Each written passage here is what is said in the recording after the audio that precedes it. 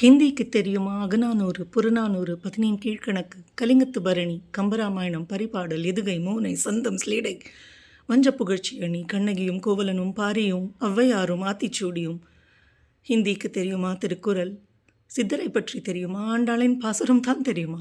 குற்றால குறவஞ்சி, முருகன், கந்தன், வடிவேலன், சிவன், மாரியம்மன், கோனியம்மன், ஊர்காக்கும் கருப்புசுவாமி, சுடலை modern, Aadiperukku, Pongal, Tamil புத்தாண்டு. என்னதான் தெரியும் ஹிந்திக்கு?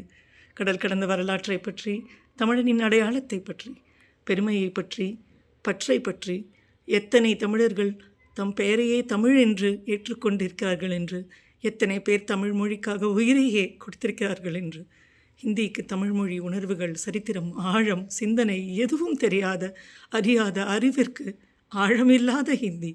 தமிழை பற்றி, தமிழனை பற்றி, அறிவாற்றலை பற்றி, தன்னம்பிக்கை, பெரியார், சமத்துவம், பகுத்தறிவு, இன்னும் சில நூற்றாண்டு எடுத்தாலும் தமிழ் தாய் மடியில் காலில் விழுந்து பணிவுடன் கற்றுக்கொண்டால் ஏதோ கொஞ்சம் விளங்கும், புரியும். முப்பாட்டன் காலத்து மொழி தமிழ், ஜென்சி மொழி ஹிந்தி. அறிவியலுடன் சமகால மொழியாய் தன்னை வளர்த்து கொள்ளும் பணிவு தமிழ் மொழிக்கு உண்டு. எது எதை அழிப்பது? இதை கேட்டு சிரிப்பதா, அழுவதா, கொந்தளிப்பதா?